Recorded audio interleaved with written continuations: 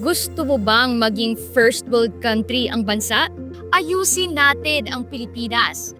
Sabi ni Pastor Apollo C. Quiboloy, dapat first world din ang ating mga infrastructures.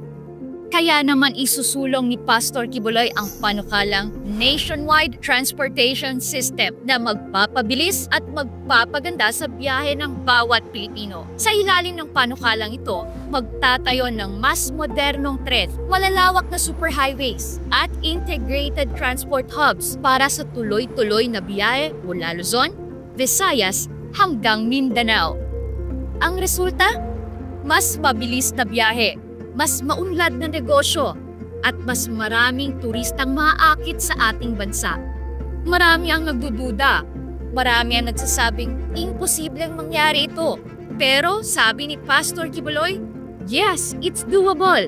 Hindi lang ito plano, hindi lang ito isang pangarap. May nakausap na si Pastor Quiboloy, isang eksperto na nagawa na ito sa kanilang bansa. At ang maganda, handa silang tumulong upang maisakatuparan ito dito sa Pilipinas. So is this an impossible dream? Hindi kay Pastor Quiboloy.